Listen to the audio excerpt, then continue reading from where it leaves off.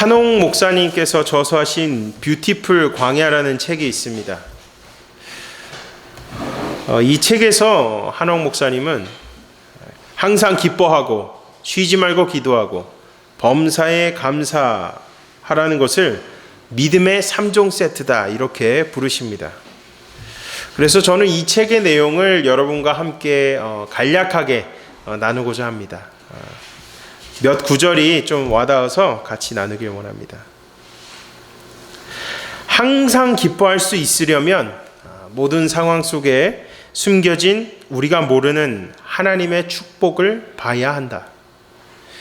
하나님은 우리를 사랑하시고 실수가 없으시다. 그러므로 힘든 상황 속에서도 믿음의 눈으로 하나님의 선한 뜻이 있음을 보라는 것이다. 그래야 고난 가운데서도 기뻐할 수 있다. 힘들 때도 기뻐할 수 있는 것은 우리 안에 성령의 능력이 있기 때문이다. 세상은 항상 현실이 진흙탕처럼 힘들다고 생각하게 만든다. 그러나 우리 안에 계신 성령께서는 진흙 속에 숨겨놓으신 하나님의 진주를 보게 한다. 그러니까 항상 기뻐할 수 있다. 모든 기도의 용사들은 다 고난의 광야에서 기도를 배웠다. 바울은 쉬지 말고 기도하라고 가르친다. 어떤 상황 속에서도 항상 기뻐할 수 있는 것은 쉬지 말고 기도하기 때문이다. 쉬지 말고 기도하는 것은 걱정과 근심으로부터 자유할 수 있게 한다. 감사하는 자는 갈수록 더 큰 축복을 받는다. 상황이 힘들 때 우리의 옛사람은 자연스럽게 불평하고 원망한다. 그러나 우리가 결단하고 그런 마음을 떨쳐버린 뒤 오히려 기뻐하고 계속 기도하며 감사하면 성령께서 기뻐하신다. 그러면 마귀가 떠난다. 특이한 신체 구조로 사막의 더위와 모래바람을 차단하는 낙타처럼 항상 기뻐하고 기도하고 감사하는 사람에게는 세상의 독성들이 들어오지 못한다. 그러면 황무지가 변하여 옥토가 되는 역사도 일어난다. 너무 와닿지 않습니까? 내용이. 항상 기뻐하고 쉬지 않고 기도하고 범사에 감사하는 자의 삶은 세상의 독성은 들어오지 못하고 우리가 보지 못하는 하나님의 깊은 섭리와 인도하심을 경험할 수 있습니다. 저는 그 인생이 한옥 목사님께서 마지막 부분에 말씀하신 황무지가 옥토로 변화되는 역사를 우리 삶 속에서 경험할 줄로 믿으시기 바랍니다. 사도 바울은 신실하게 믿음을 지키며 살아가는 데살로니가 교회 성도들을 향해서 더욱 진심 어린 격려를 건네고 있습니다. 황무지와 같았던 그들의 삶 속에 예수 그리스도의 그 영원한 복음, 고귀한 복음이 들어옴으로 그들의 삶은 옥토로 변화되었습니다. 그리고 이 변화된 삶은 주변 지역까지 그 영향력이 그대로 고스란히 전해지게 되었습니다. 데살로니가 교회 성도들의 그 신앙의 여정을 보면 기뻐할 수 있는 상황이 아니었습니다. 기도할 수 있는 상황도 아니었습니다. 감사할 수 있는 상황도 아니었습니다. 하지만 그럼에도 그들이 기뻐하고 기도하고 감사할 수 있었던 것은 그들 안에 예수 그리스도를 향한 영원한 천국의 소망을 품고 살아가고 있었기 때문입니다. 주님과의 친밀한 교제를 통해서 보지 못했던 주님의 그 섭리와 계획하심을 바라보며 주님을 신뢰하며 살아갔을 때에 그들은 비로소 그 모든 힘들고 어려운 여건 가운데서 그 신앙을 지켜낼 수 있었습니다. 우리의 삶도 항상 기뻐하고 쉬지 않고 기도하고 범사에 감사해야 합니다. 저는 이 신앙이라는 것은 상황과 환경의 문제가 아니라 은혜의 문제라고 생각합니다. 우리 안에 은혜가 넘쳐날 때 힘들고 어려운 여건 가운데서 기뻐할 수 있는 능력이 생기고 기도할 수 있는 능력이 생기고 감사할 수 있는 능력이 생겨납니다.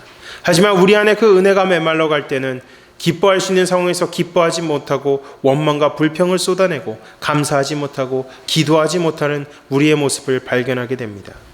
그러한 삶을 살면 결국엔 우리는 하나님의 뜻을 이룰 수가 없습니다. 우리가 이 땅에 존재하는 이유는 하나님의 뜻을 이루기 위해서 이 땅에 존재하는 것입니다. 하나님의 뜻을 이룬다는 것은 단순하게 말씀하면 그 말씀 그대로 삶을 살아내야 되는 것입니다. 저는 오늘 본문 말씀을 통해서 우리가 하나님의 뜻을 이루기 위해서 필요한 세 가지를 함께 살펴보길 원합니다. 첫 번째는 항상 기뻐해야 합니다. 본문 16절 말씀을 한 목소리로 읽어주시겠습니다. 항상 기뻐하라. 하나님께서 우리에게 말씀하신 세 가지의 뜻 중 제일 먼저는 항상 기뻐하라는 것입니다. 저와 여러분이 아시다시피 우리가 매번 기뻐할 수는 없습니다. 이 바울의 권면은 데살로니가 교회와 더불어서 빌립보 교회에 주 안에서 기뻐하라고 말씀하고 있습니다. 근데 여러분, 사도 바울과 빌립보 교회와 데살로니가 교회의 공통적인 상황이 무엇인지 아십니까? 기뻐할 수 있는 상황이 아닌데 기뻐하라고 말씀하고 있는 것입니다. 사도 바울은 감옥에 있었습니다. 빌립보 교회와 데살로니가 교회들은 복음을 전하며 진리의 처절한 사투를 벌이며 힘든 그 신앙의 여정을 걸어가고 있었습니다. 하지만 사도 바울이 한 가지를 전제합니다. 주 안에서 기뻐하라고 말씀하고 있습니다. 사도 바울께서 말씀하시는 이 기쁨은 영원한 기쁨입니다. 우리 주님께서 주신 그 영원한 기쁨을 말씀하고 있는 것입니다. 잠시 머물다 걸어가는 이 세상 가운데서 우리가 행복하기 위해서 필요한 것은 그것이 물질이 될 수가 있고 명예가 될 수 있습니다. 하지만 가장 중요한 것은 성경이 말씀하는 이 온전한 기쁨은 세상 가운데서 찾을 수 없습니다. 우리가 우리의 행복을 추구하기 위해서 돈을 벌고 명예를 쌓기도 하지만 거기서 오는 것이 있다면 일시적인 행복, 그리고 채워지지 않는 공허함이라는 것입니다. 세상을 보며 우리를 더욱더 갈급하고 간절하게 만들죠. 우리가 우리의 행복을 위해서 세운 목표들이 개개인마다 있을 것입니다. 근데 여러분 그거 아십니까? 그 행복은 하루에 불과합니다.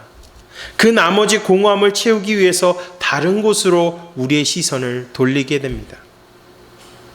이 시선을 돌린다는 것은 세상은 우리 인간에게 계속 갈증만을 준다는 것이고 이 갈증은 어디를 가도 해결되지 않습니다. 하지만 오늘 본문 말씀 속에서 기뻐하는 것은 우리가 주님 안에 있을 때에 참 기쁨을 맛볼 수 있음을 말씀하고 있습니다. 사도 바울 그리고 데살로니가 교회, 빌립보 교회는 인간적인 관점으로 볼 때는 기뻐할 수 있는 상황이 전혀 아니었어요.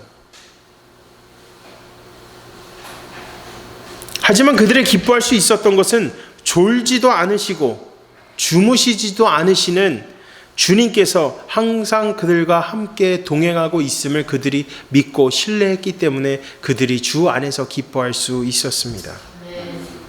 여러분, 사도 바울이 감옥에 갇혀 있었어요. 감옥에 갇혀 있었는데도 그 권력자들과 그 군인들이 사도 바울에게서 빼앗아갈 수 없었던 게 있어요. 바로 주님이 주시는 기쁨, 주님이 주시는 평안이었습니다. 주님 안에서의 온전한 기쁨이 있었기 때문에 그는 기뻐할 수 없는 상황 속에서도 기뻐할 수 있었습니다. 기뻐할 수 없을 때 우리가 주님 안에서 더욱더 기뻐하기 위해서 주님을 붙잡고 기도하며 나아갈 때 그 안에서 주님이 주시는 그 기쁨 그 자체가 우리 삶의 유익임을 기억하시기 바랍니다. 성 어거스틴은 이렇게 말합니다. 하나님을 만날 때까지, 하나님 안에 거할 때까지 참된 안식을 누릴 수 없지만 비로소 하나님 안에 거할 때, 그리고 하나님께로 다가갈 때 참 기쁨과 안식을 누릴 수 있음을 말씀하고 있습니다. 여러분, 지금 우리가 직면하고 있는 것은 너무나도 힘들고 어려운 그 하루하루의 힘겨운 나날들을 우리가 직면합니다. 그 안에 여유가 없겠죠. 인간적인 관점으로 보면 그 하루를 직면할 때마다 우리 안에는 여유조차도 없습니다.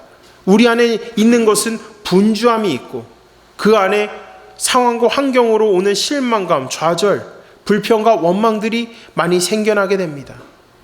하지만 그럼에도 우리가 주 안에서 기뻐할 수 있는 것은 매일마다 말씀과 기도로 하루를 시작할 때 그 힘든 여정을 이겨낼 수 있는 것은 주 안에서 주시는 그 은혜, 주 안에서 주시는 참된 기쁨이 있기 때문에 우리가 그 하루를 이겨낼 줄로 믿으시기 바랍니다. 여러분, 주님 안에서의 기쁨이 없으면 우리는 그 하루를 살아갈 수가 없고 황무지와 같은 인생을 계속 살아가게 됩니다. 하지만 우리가 주 안에 있을 때에 기뻐하는 삶을 살면 그 황무지는 옥토로 변화되는 역사를 우리가 경험할 수 있습니다. 우리의 신앙을 여러 번 점검해 봐야 됩니다. 지금 우리는 주 안에서 기뻐하고 있습니까? 참된 기쁨을 누리고 있습니까? 아니면 원망과 불평과 걱정과 근심만이 우리를 사로잡고 있습니까? 저는 오늘 본문 말씀을 통해서 주 안에서 기뻐하시기를 주님의 이름으로 간절히 축원합니다. 주님과의 교제를 통해서 그 신앙을 회복하고 다시 한번 메말라가는 은혜가 그 주님의 한량없는 은혜로 채워짐으로써 그 갈급함과 간절함이 주님의 은혜로 채워짐으로써 다시 한번 그 기쁨을 회복하시기를 주님의 이름으로 간절히 축원합니다. 두 번째는 쉬지 말고 기도해야 합니다. 본문 17절을 읽겠습니다. 쉬지 말고 기도하라. 네, 성경 구절이 너무나도 짤막하죠. 길지 않고. 네. 여러분, 우리가 기도하면 삽니다. 근데 우리가 기도하지 않으면 우리의 영은 죽습니다. 너무 극단적일 수 있지만 맞는 말입니다. 기도하면 삽니다. 하지만 기도하지 않으면 죽습니다. 우리가 주님께 기도를 올려드린다는 것은 우리가 갖고 있는 삶의 문제들이 하나님 아니고서는 해결되지 않음을 고백하는 것입니다. 제가 조금 젊은 인생을 살고 있지만 매 순간마다 절실하게 느끼는 것은 우리가 이렇게 한들 저렇게 한들 우리 힘으로는 아무것도 되는 게 없다는 것입니다. 그저 직면한 것은 돌덩이와 같은 벽에 직면해서 부딪히는 것밖에 없습니다. 열면 닫을 자가 없고 닫으면 열 자가 없는 오직 예수 그리스도께 우리의 삶을 아뢰야 할 줄로 믿으시기 바랍니다. 요즘 제가 경험하는 예수님은 기도 제목을 아주 한꺼번에 주세요. 이 기도 제목을 우리에게 한꺼번에 준다는 것은 우리에게 많은 걱정과 근심거리가 많이 생긴다는 것이겠죠. 한꺼번에 주세요. 그 계속 기도합니다. 응답하시기까지 모든 과정 가운데서 걱정과 근심이 있어요. 막 두려움도 있어요. 근데 그럼에도 정말 벽에 머리 박고 하나님 앞에 기도 드릴 때 하나님께서 기도 제목도 한꺼번에 주시고 그 기도 제목도 한꺼번에 응답하신다는 것입니다. 그러니까 하나님의 때까지, 우리의 때가 아니라 우리가 원하는 때가, 우리가 원하는 거 하나님 기도하면 바로 지금 응답해 주십시오. 지금 우리가 원하는 건 지금이죠. 근데 하나님은 아니라는 거예요. 하나님의 때까지 우리가 기도해야 된다는 거죠. 마치 가나의 혼인잔치에서 그 하인들이 포도 그 항아리 아기까지 물을 채우는 것처럼 우리도 그 기도가 계속 쌓이고 쌓일 때까지 기도해야 된다는 것입니다. 하나님께서 됐다 할 때까지, 그래서 쉬지 말고 기도해야 되는 것입니다, 여러분. 여러분, 근데 우리가 걱정과 근심이 있죠. 근데 그것 또한 우리에게 감사해요. 왜? 우리 기도를 들으시는 그 하나님이 있기 때문에. 그리고 그 안에서 우리에게 들려주시는 그 주님의 거룩한 음성이 있기 때문에 너무나도 감사한 겁니다. 그래서 쉬지 말고 기도하라는 것입니다. 쉬지 말고 기도할 때 그 고난도 우리에게 유익이 될 수가 있고 그 힘듦도 우리에게는 강함으로 만들어주는 연단의 과정이 될 수가 있고 모든 상황 가운데서 하나님께서는 우리를 그 기도 가운데서 다져가심으로 우리를 강성하게 만드신다는 것입니다. 저는 이 기도라는 것이 두 가지인 것 같아요. 우리 삶에 역사하시는 그 하나님의 능력을 경험하는 것과 또 하나는 우리의 모든 것을 내려놓는 훈련인 것 같습니다. 우리 자신을 내려놓고 기도한다는 게 얼마나 힘든지 여러분 아시죠? 너무나도 힘듭니다. 우리의 생각, 우리의 마음을 내려놓고 그 안에 하나님의 뜻을 구하는 그 기도, 설령 내가 원하는 것이 아니라도 그 뜻을 하나님 순종하겠습니다 하고 받아들이는 그 결단까지 하는 것 자체가 쉽지 않은 과정입니다. 그 모든 것을 철저히 내려놓는 훈련이라고 저는 믿습니다. 근데 하나님께서 기도를 빨리 응답하실 때도 있습니다. 때로는 더디 응답하실 때도 있습니다. 하나님께서 더디게 응답하실 때 우리의 신앙이 그대로 드러나요. 하나님께서 더디게 응답하실 때 우리가 어떻게 되죠? 우리가 조금 더 계속 조급해지죠. 조급해지고 걱정과 근심이 많이 생기게 됩니다. 이거 하나님께서 응답 안 해주시는 거 아니야? 이거 기도 응답해 주셔야 되는데? 이런 걱정과 근심들이 들 때가 있습니다. 근데 여러분, 이것 또한 우리에게 기회라는 것입니다. 아마 속으로는 이 목사님은 뭐 맨날 기회라고 얘기하는 것 같아 이렇게 생각하실 수도 있는데, 어떤 기회냐면 더욱더 주님과 깊어질 수 있는 기회가 우리에게 생긴다는 거예요. 더디게 응답될 때 어떻게 됩니까? 더 하나님과 깊이 교제하고 기도하지 않습니까? 응답될 때까지 포기하지 않고 기도하지 않습니까? 그렇게 깊이 기도하다 보면 우리의 신앙이 어떻게 되죠? 그 깊어진다는 거예요. 우리 안에 그 영적 내공이 쌓이게 된다는 것입니다. 영적 내공이 쌓임으로 내 모든 것을 철저하게 내려놓고 그 안에 하나님께서 주시는 그 뜻을 순종할 수 있을 정도로 우리를 하나님께서 만들어 가신다는 것입니다. 그리고 주님과의 깊은 교제를 통해서 우리 안에 있는 그 걱정, 근심들이 예수님의 평안으로 채워지는 것을 우리가 경험할 수 있는 것입니다. 여러분, 기도할 때 어떻습니까? 걱정과 근심은 있어. 근데 하나님 앞에 막상 무릎 꿇고 기도하면 어떻습니까? 속은 편하지 않습니까? 속이 시원하지 않습니까? 그것이 예수님이 주시는 평안이라는 것입니다. 아멘. 그 평안을 여러 번 경험해야 됩니다. 내 기도 응답되지 않는다고 해서 하나님 왜 내 기도 안 들어주세요? 이렇게 하는 것이 아니라, 하나님 응답될 때까지 내 마음을 주님 앞에 올려드리고 기도할 테니 하나님 들어주십시오. 대차게 기도할 때 하나님께서 응답하신다는 것입니다. 쉬지 않고 기도하는 것은 나를 철저히 내려놓고 그 안에 주님의 은혜로, 주님의 능력으로 채우라는 것입니다. 기도의 지속성을 가질 때 주님께서 우리를 다져가시고 만족하심으로 주님을 향한 확신을 더욱더 확고히 하게 하십니다. 우리가 철저히 기도함으로 하나님의 역사심을 경험할 때 비로소 고난도 이겨내고 삶의 장애물 가운데서도 좌절하거나 낙심하지 않고 오히려 자신의 삶에 역사하시고 역사하실 하나님을 소망하면서 살아갈 수 있는 능력이 우리에게 생긴다는 것입니다. 이 개개인의 기도의 지속성을 갖고 주님의 역사하심을 경험할 때 어떠한 효과가 생기냐? 그것은 공동체로도 이어지게 된다는 것입니다. 개개인이 그 주님 안에서의 철저한 교제를 통해서 그 주님의 능력을 경험한다면 그것은 공동체로도 영향을 이어받게 되고 그 안에서 중보기도의 능력이 발하게 되는 것입니다. 데살로니가 교회가 복음으로 인한 고난과 어려움 가운데서도 그 지역을 변화시킬 수 있었던 것은 기도의 능력이 있었기 때문입니다. 아멘.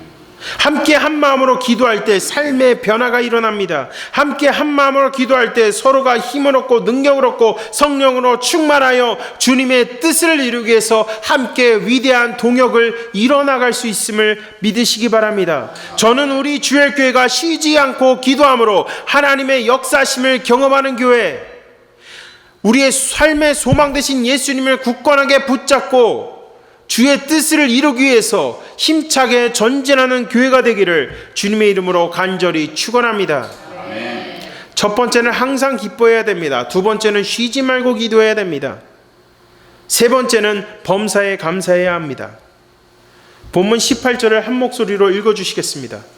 범사에 감사하라. 이것이 그리스도 예수 안에서 너희를 향하신 하나님의 뜻이니라. 아멘. 아멘.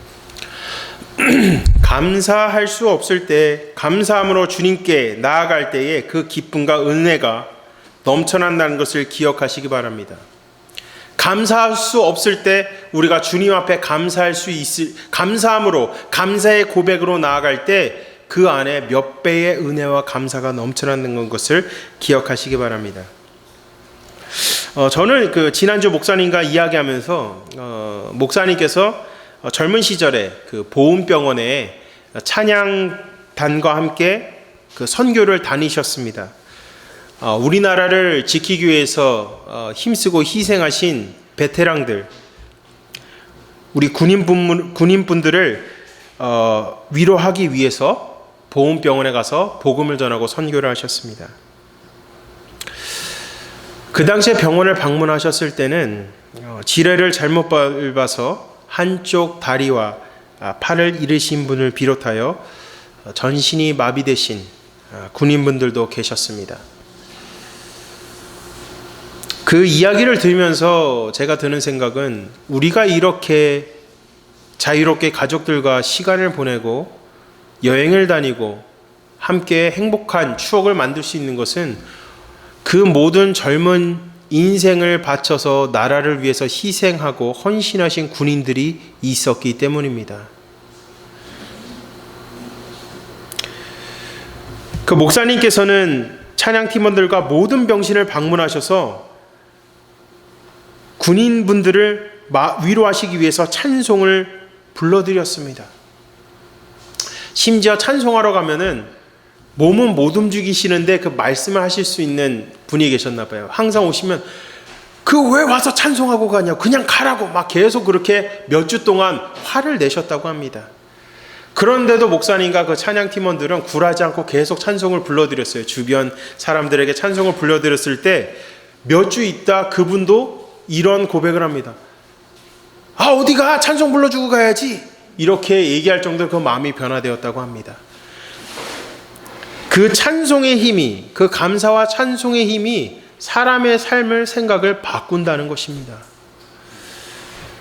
그리고 그 중에 지뢰 탐지를 하다가 그 지뢰를 발견하지 못하고 잘못 밟으셔서 한쪽 팔과 다리가 잃으신 분이 계셨습니다. 그래서 목사님께서 그분을 방문하셔서 위로하시고 찬송도 불러주시고 나서 격려의 말씀을 하셨는데 그분께서 제가 한쪽 팔과 다리는 잃었지만 그래도 남은 팔과 다리를 갖고 이렇게 움직이는 게 얼마나 감사합니까? 너무나도 감사해요, 저는. 근데 오히려 목사님은 위로를 해주러 갔다가 본인이 위로받고 왔다고 하십니다. 그만큼 그 안에 감사가 있는 거예요. 지금 내가 이렇게 살아있는 것도 얼마나 감사합니까? 그리고 또 한 분, 이제 전신이 마비된 병사가 있었어요. 그 어머니가 와서 매일마다 간호를 하셨습니다. 근데 그 군인분이 처음에 목사님이 보셨을 때는 초점이 없었는데 계속 가서 찬양하고 그 어머니가 같이 찬송하고 기도하면서 나아갔을 때 그 형제의 눈동자가 초점이 보이기 시작했다는 것입니다. 같이 또 찬송했을 때 그 어머니가 와서 와서 또 찬송해 주세요, 찬송해 주세요, 이렇게 찬송하면서 나아갔을 때 그 형제의 손이 조금씩 움직였다고 합니다. 근데 제가 그 이야기를 들으면서 느껴진 게 있어요. 우리 목사님이 가서 선교를 하셨다는 건 뭐죠? 나를 구원하신 주님에 대한 감사가 있었기 때문에 복음을 전하는 것이죠. 그 감사가 있었기 때문에 그 감사와 하나님을 향한 찬송으로 나아갔을 때 주변의 사람들의 삶이 변화된다는 것입니다. 그래서 그것이 주님 안에서 감사할 때 그 감사함이 주는 능력이 바로 이와 같다는 것입니다. 감사한다는 것은 우리 개개인에 대한 감사가 아니라 나를 구원하신 데에 대한 주님에 대한 감사함으로 하루하루를 살아갈 때 주변에 죽어져가는 영혼을 살릴 수 있다는 것입니다. 지역을 변화시킬 수 있다는 것입니다. 주님을 믿지 않는 자들이 변화된다는 것입니다. 마치 매번 찬송을 하고 왔을 때 계속 화를 내고 역정을 내던 그 병사분께서, 그 베테랑께서 몇 주 지나고 나서 왜 찬송 안 해? 찬송하고 가! 이렇게 변화된 것처럼 하나님을 향한 감사는 영혼을 변화시키고 지역을 변화시키고 민족을 변화시킬 줄로 믿으시기 바랍니다. 데살로니가 교회 성도들이 그 주변의 지역들을, 많은 우상들이 있었고 이단들이 있었지만 그 주변 지역들을 변화시킬 수 있었던 그 역사는 주님을 향한 감사, 나를 구원하신 주님, 그 영원한 천국에 대한 소망을 주신 그 주님에 대한 감사가 있었기 때문에 주변 지역을 변화시킬 수 있었습니다. 사랑하는 성도 여러분, 우리는 지금 초대교회의 그 영성을 본받아야 됩니다. 우리보다 더 열악했습니다. 주님을 예배하고 찬양하고 복음을 전하다가 고난과 핍박을 당했습니다. 근데 우리는 지금 얼마나 그 은혜 가운데 살 수 있습니까? 마음껏 주님을 찬양하고 예배드릴 수 있는 교회가 있고 함께 찬양할 수 있는 성도들이 우리와 함께 있고 하루하루 정말 우리가 기도할 때 그 기도를 주신 그 주님이 우리와 함께 하신 것이 있는데 얼마나 그것이 큰 기쁨이고 감사입니까? 그 기쁨과 감사를 여러분 우리가 누리고 있습니까?